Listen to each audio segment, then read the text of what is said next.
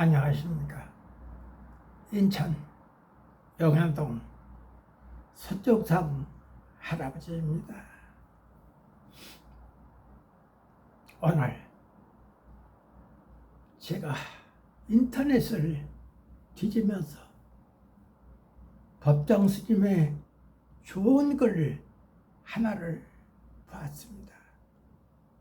그래서 그 글을 지금 방송을 통해서 알려볼까 하는 그런 생각을 가지고 있어요.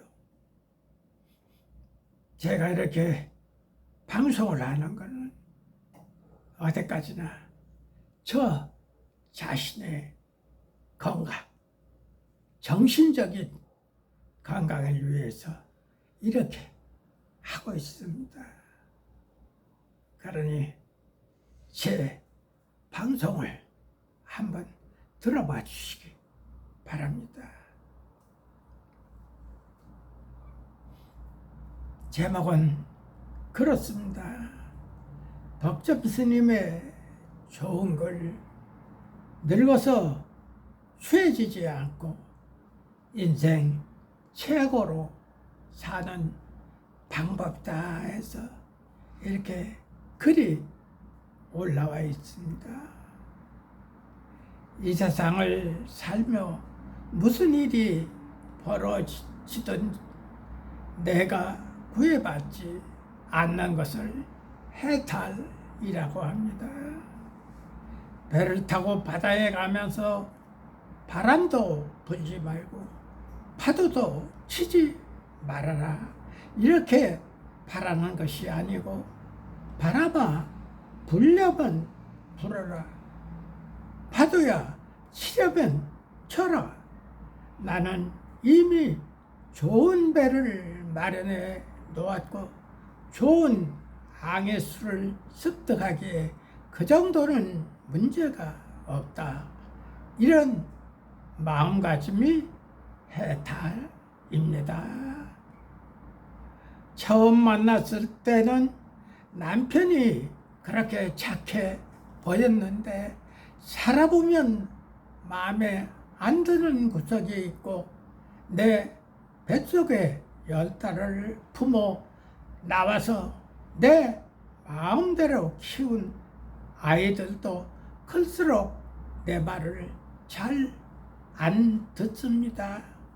이렇듯 어떻게 세상 일이 내 생각대로만 되겠습니까? 파도가 일면 파도를 타고 가면 되고 파도가 치지 않으면 조용히 즐기면 됩니다. 세상 일이 내 생각대로 안 된다고 전혀 구애받을 일이 없습니다. 저도 나이가 드니 오랫동안 소식이 없던 사람들한테서 소식이 옵니다. 죽었다는 소식입니다. 살아있다는 소식은 오지를 않으니까 소식이 없으면 살아있는 것이지요. 지난달에도 보살님이 돌아가셔서 장사를 치르느라 화장장에 갔었습니다. 화장장 정문에서부터 연구차와 버스들이 밀려 있더군요. 관이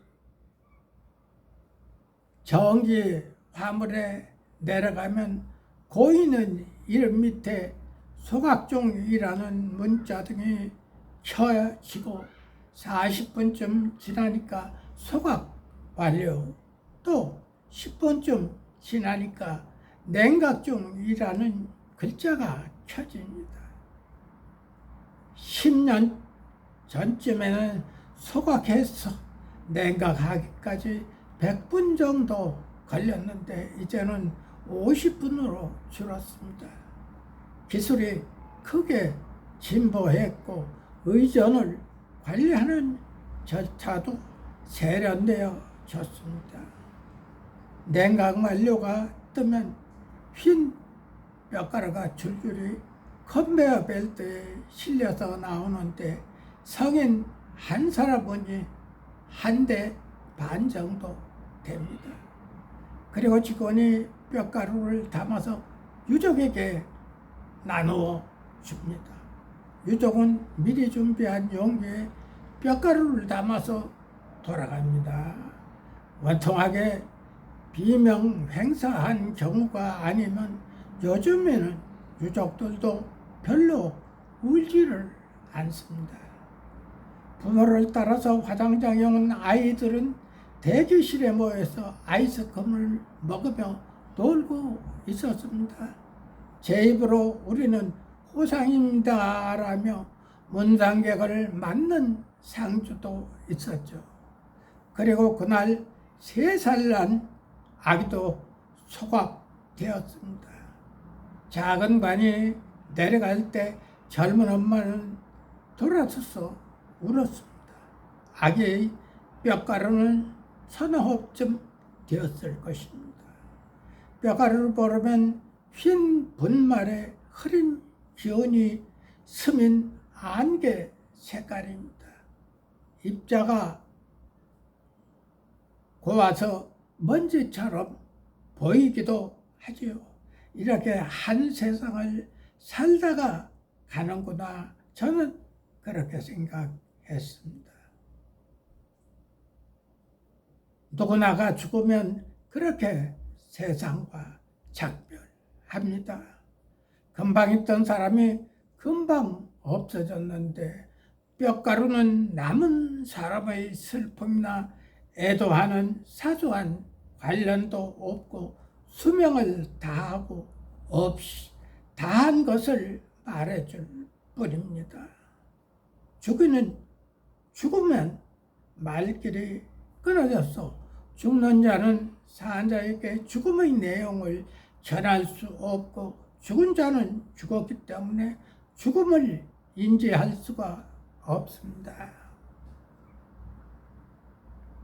인간은 그저 죽을 뿐 죽음을 경험할 수 없습니다. 우리는 삶의 무거움과 죽음의 가벼움을 생각합니다. 죽음이 저토록 가벼움으로 우리는 남은 삶의 무거움을 버텨낼 수 있는 건지도 모릅니다. 더한 욕심을 부릴 것도 없고 무거운 짐을 지고 살아갈 필요도 없는 것입니다. 죽음은 날이 저물고 비가 오고 바람이 부는 것과 같은 자연 현상입니다.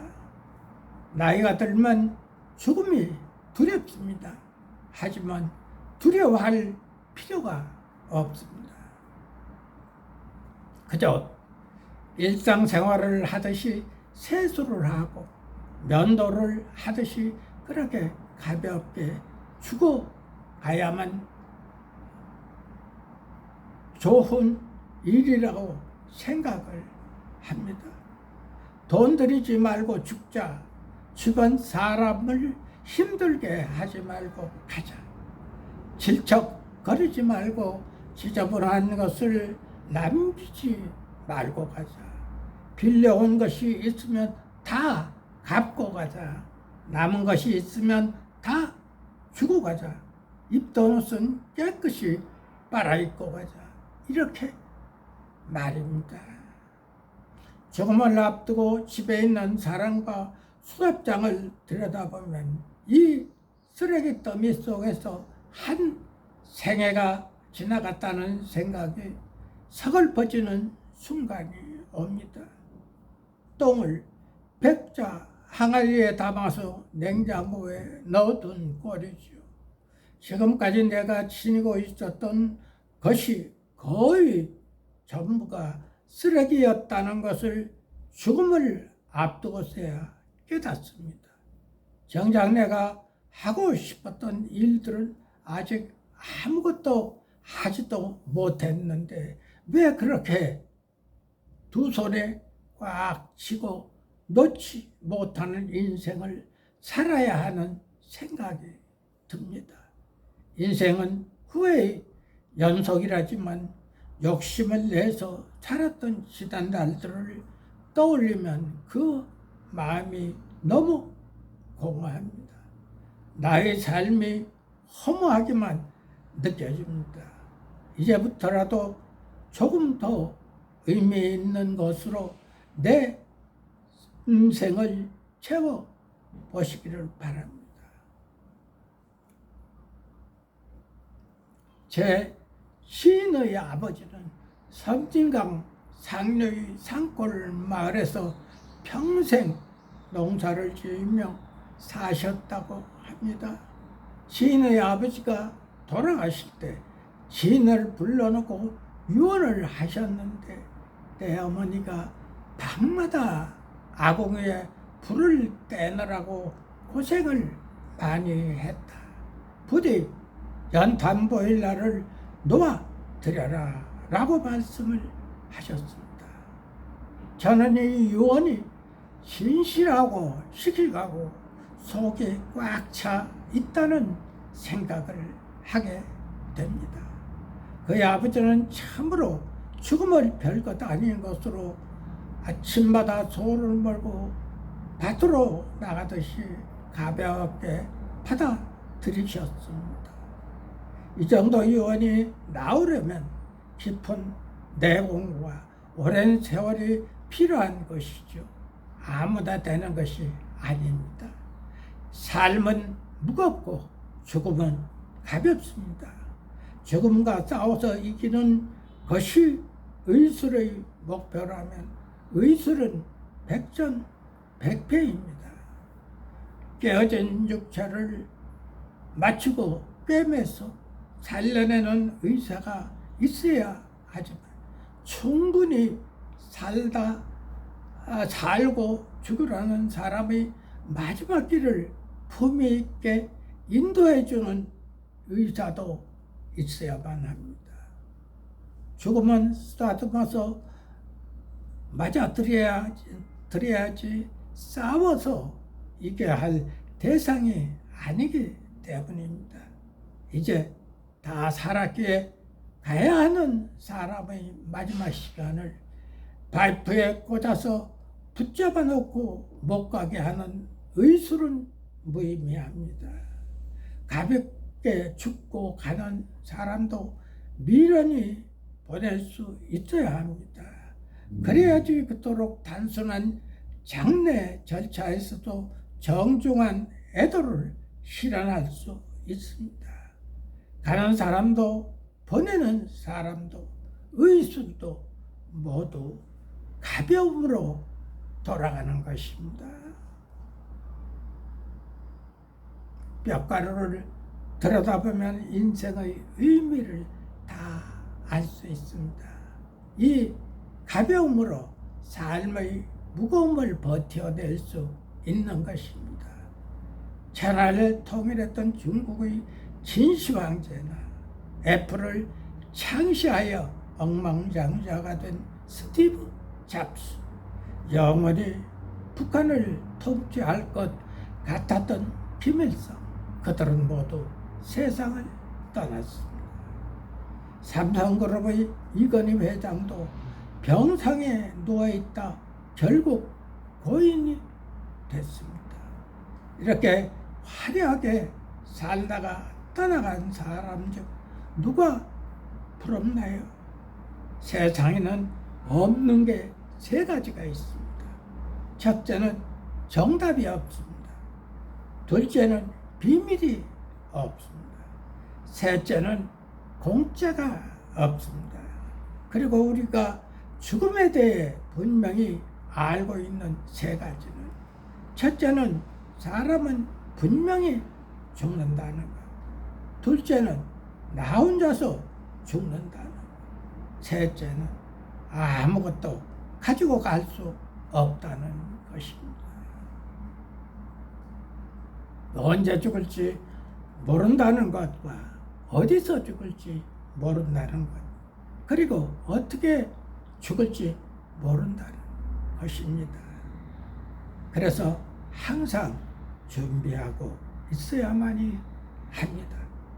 모든 사람이 태어나는 방법은 거의 비슷하지만 죽는 방법은 천차만별입니다. 그래서 인간의 평가는 태어나는 것보다 죽는 것으로 결정이 됩니다. 내가 세상에 올 때 나는 울었고 내 주위의 모든 이들은 웃었습니다. 내가 이 세상을 떠나갈 땐 모든 사람들이 아쉬워 우는 가운데 나는 웃으며 우울을 떠나가야 합니다. 그것이 인생을 최고로 잘 산 것입니다. 행복한 삶을 살아가세요. 걸을 수 있고 먹을 수 있고 친구들과 대화할 수 있고 그렇게 살아있는 지금이 더없이 소중하고 감사한 것입니다. 삶은 소풍입니다. 가는 길에서 쉬었다가 오는 길에도 쉬고 또 중간에 틈나는 대로 쉬어가는 것입니다. 인생을 너무 바쁘게 살지 마세요. 나에게 주어진 하루하루의 삶을 그 자체로 소중히 여기며 감사하며 고마운 마음으로 살아야지 하루하루를 마치 무슨 목적을 완수하기 위한 수단인 것처럼 소모해서는 안 된다는 것입니다. 부처님은 우리에게 인생에 있어서 일을 권하지 않았고 소풍을 권했습니다. 우리는 일하러 세상에 온 것도 아니고 성공하려고 온 것도 아닙니다. 그런 것은 다 부차적이고 수단적인 것이죠. 우리 모두가 전생에 무엇을 잘하고 못했는지는 모르지만 한 세상 누릴 수 있는 삶을 선물로 받은 것입니다. 아직 삶을 선물로 받지 못한 억조 창생의 대기조들이 우주의 커다란 다락방에서 순번을 기다리고 있습니다. 삶을 수단시 하지 말고 삶 자체가 목적임을 깨우치세요. 이 삶에는 여색은 무슨 목적지가 따로 있는 것이 아니라 그 자체가 목적지인 것입니다. 그러니 이 여행 자체를 즐기시기를 바랍니다. 멀리 소풍 가서 노는 이야기에 번뇌와 고통만 가득하면 그것은 참된 인생이라 할 수 없을 것입니다. 참으로 기막힌 사양과 세상 속에서도 행복과 기쁨이 있는 삶을 살아가세요. 곱게 늙어가는 이를 만나면 세상이 참 고와 보입니다. 늙음 속에 낡음이 있지 않고 도리어 새로움이 있습니다. 곱게 늙어가는 이들은 늙지만 낙지는 않습니다. 늙음과 낡음은 글자로 불과 한 획의 차이밖에 없지만 그 품은 뜻은 서로 정반대의 길을 달릴 수 있습니다. 늙음과 낡음이 함께 만나면 허무하고 절망밖에는 아무것도 남지를 않습니다. 늙음이 곧 낡음이라면 삶은 곧 죽어감일 뿐입니다. 늙어도 늙지 않는다면 삶은 나날이 새롭습니다.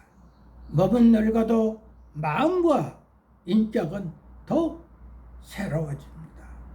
더 원숙한 삶이 펼쳐지고 더 넉익은 깨우침이 다가옵니다. 늙은 나이에도 젊은 마음이 있습니다. 늙었으나 새로운 인격이 있습니다. 젊은 나이에도 마음이 낡은 마음이 있습니다. 젊은이나 제자는 인격입니다. 겉은 늙어가도 속은 날로 새로워지는 것이 아름답게 늙는 것입니다. 겉이 늙어갈수록 속이 더욱 낡아가는 것이 추하게 늙는 것입니다. 늙음과 낡음은 삶의 아름다움과 추함을 갈라놓습니다. 누구나 태어나면 나이 들어가게 됩니다. 하지만 몸은 비록 늙었지만 마음은 언제나 새로움으로 살아간다면 평생을 살아도 늙지를 않습니다. 곱게 늙어간다는 것은 참으로 아름다운 인생입니다. 머무르고 날뛰는 청년의 추함보다는 고운 자태로 거듭 태어나는 노년의 삶이 더욱더 아름답습니다. 행여 늙는 것이 두렵고 서럽습니까? 마음이 늙기 때문입니다. 마음을 새롭게 새로움으로 바꿔보세요. 늙어가는 나이테는 인생의 무게를 보여줍니다. 그만큼 원숙해진다는 것이겠지요. 천천히 걸어도 빨리 달려도 우리에겐 주어진 시간은 오직 한 세상입니다. 더러는 조금 살다가 더러는 오래 살다가 우리는 결국 가야 할 곳으로 떠나갑니다. 소중한 시간을 사랑하며 이해하며 사세요. 우리에게 주어진 둘도 없는 삶, 지난날 돌이키며 후회하기보다는 남은 날을 아름답게 가꾸는 일에 희망을 거시길 바랍니다. 이렇게 행복한 세상이 만들어지는 것입니다. 마침내 바람에게도 돌멩이에게도 보이지 않는 마음에게도 고마움을 느끼며 정다운 사람들과 오붓하게 웃음을 나누면 마음이 부자인 사람이 됩니다. 이와 같은 글이 올라와 있습니다. 참 얼마나 좋은 글입니까? 이 늙은이 이런 글을 이렇게 읽으면서 지나간다는 자체가 사실은 행복한 삶이라고 생각하면서 살아가야만 되지 않겠나 하는 이런 생각 속에서 제가 방송을 잠시 했습니다. 저는 방송 곱게 봐주시고 저에게 힘과 용기를 주는 댓글과 구독 좀 팡팡 눌러주시면 더 없는 감사함으로 생각하고 제 방송을 보시는 모든 분들에게 영원히 행복하게 살아가시기를 빌겠습니다. 감사합니다. 방송을 마치겠습니다.